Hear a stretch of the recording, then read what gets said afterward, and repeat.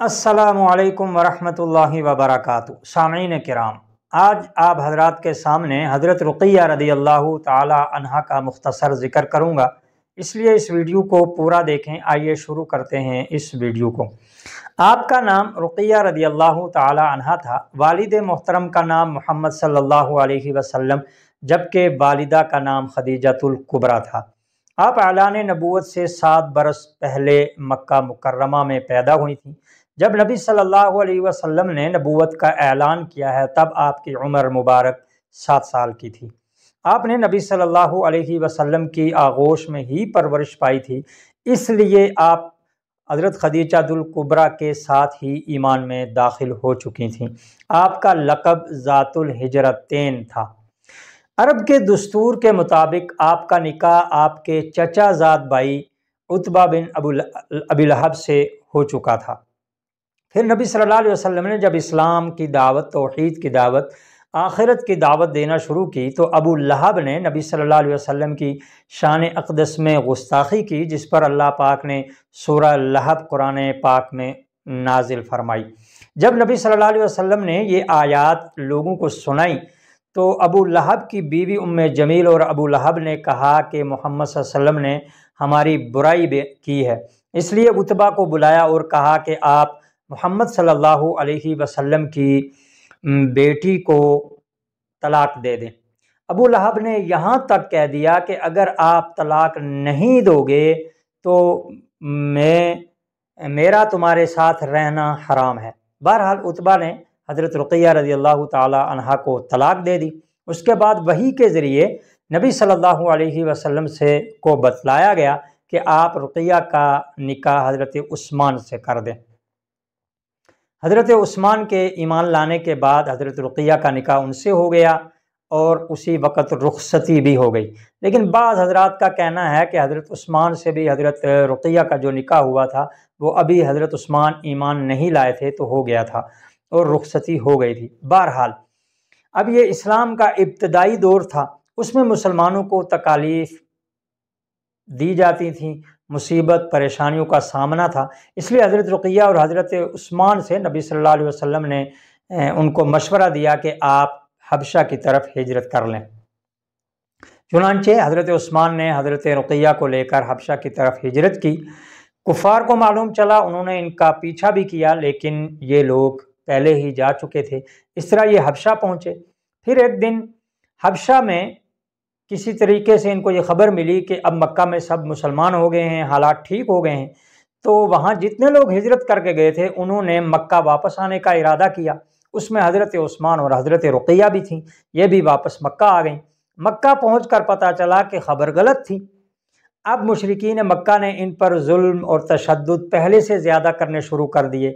نبی صلی اللہ علیہ وسلم نے پھر مسلمانوں کو اور اپنی بیٹی حضرت رقیہ اور حضرت عثمان کو یہ مشورہ دیا کہ آپ دوبارہ حبشہ کی طرف ہجرت کر لیں۔ پھر حضرت عثمان اور حضرت رقیہ نے مکہ کی حبشہ کی طرف ہجرت کر لی۔ نبی صلی اللہ علیہ وسلم نے ارشاد فرمایا ہے کہ حضرت لوط کے بعد پہلے شخص حضرت عثمان ہیں کہ جنہوں نے اسلام کی خاطر، اپنے ایمان کو بچانے کی خاطر اپنے گھر والوں کے ساتھ ہجرت کی ہے۔ اللہ اکبر۔ بہرحال پھر جب دوبارہ یہ ہجرت کر کے حبشہ میں چلے گئے، وہاں اللہ پاک نے ان کو اولاد بھی دی۔ ایک بچہ ان کا نامعلوم پیدا ہوا، لیکن دوسرا بچہ جو ان کا پیدا ہوا اس کا نام عبداللہ رکھا گیا۔ اسی کی نسبت حضرت عثمان غنی رضی اللہ تعالی عنہ کی جو کنیت ہے وہ ابو عبداللہ مشہور ہے۔ بہرحال اس کے بعد جب نبی صلی اللہ علیہ وسلم نے مکہ سے مدینہ کی طرف ہجرت کی تو پھر یہ لوگ حبشہ سے جو ہیں وہ مدینہ کی طرف آ گئے اور مدینہ میں آ کر قیام پذیر ہو گئے، اور پھر یہ نبی صلی اللہ علیہ وسلم کی صحبت میں مدینہ میں رہنے لگے۔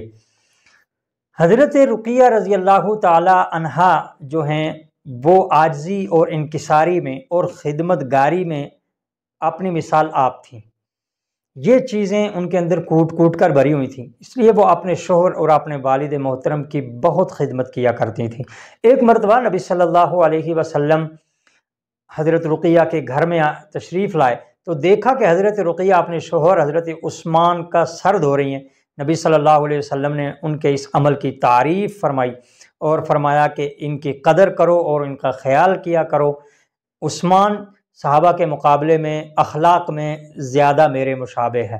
اللہ اکبر۔